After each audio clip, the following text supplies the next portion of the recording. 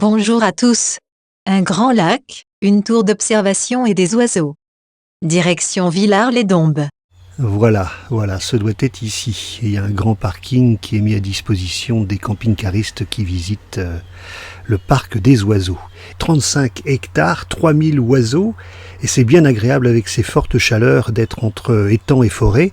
Et c'est un territoire, Emmanuel, qui depuis longtemps est une réserve naturelle pour les oiseaux. C'est la raison d'être du parc, c'est la thématique initiale, très liée, c'est un territoire qui est très lié à l'oiseau, grâce à l'écosystème qui a été créé par les réseaux d'étangs, les grandes pièces d'eau créées au XIIIe, XIVe siècle par les religieux. Et donc ce qu'on a voulu avec cette tour, c'est montrer l'écosystème dombiste dans tous ses étages, de la terre au ciel. On part du sous-sol, parce que l'histoire de la Dombe s'est fondée autour du sol argileux, qui permet de créer des pièces d'eau très étanches, jusqu'au sommet des arbres, jusqu'au ciel.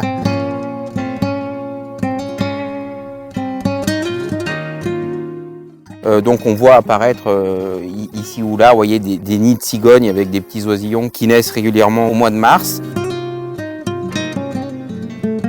Une grande pièce d'eau, l'étang central, qui est un étang typique de la Dombe, autour duquel on a organisé le parc des oiseaux. Et donc si on se projette un peu plus au sud, on aperçoit donc des sites beaucoup plus exotiques.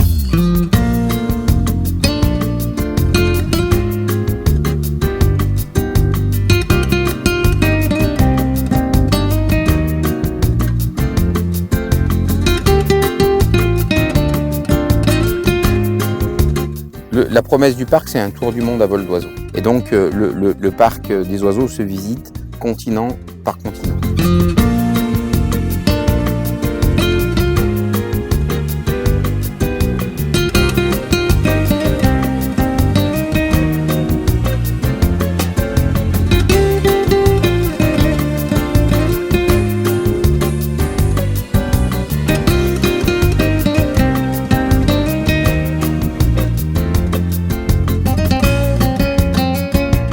Nous, on s'attache à supprimer les barrières habituelles entre l'homme et l'oiseau, les cages.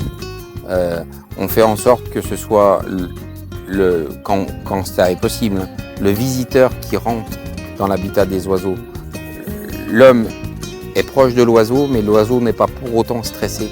On en veut pour preuve qu'on a des taux de reproduction qui sont exemplaires, qui font référence à la corporation, et c'est un indicateur essentiel.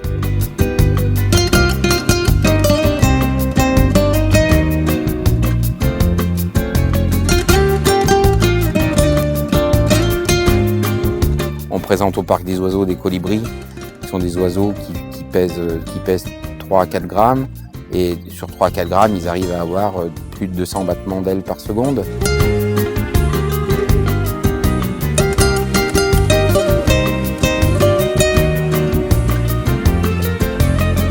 On a pris des risques en utilisant pour la première fois des espèces qui n'avaient jamais été utilisées dans d'autres spectacles à travers le monde, qui soient nées au parc et représentatives de la collection. Des ibis, des pélicans, des calaos. Donc on a un spectacle en fait avec une diversité d'espèces qui est unique au monde.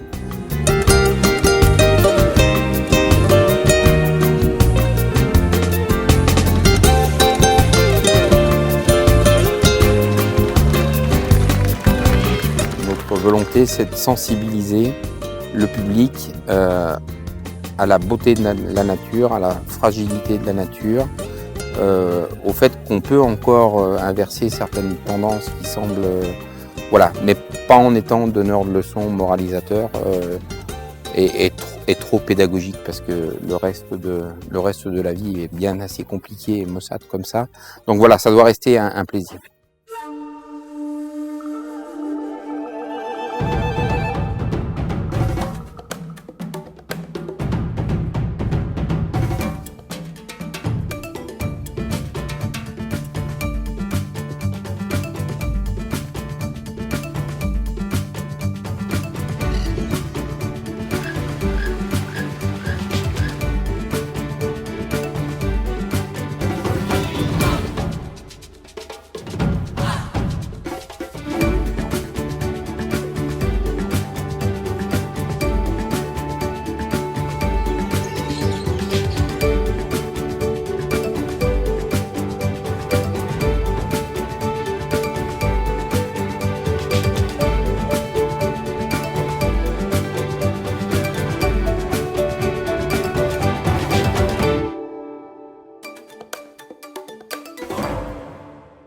C'était super, j'ai adoré. On y retournera, d'autant que le parc évolue sans cesse.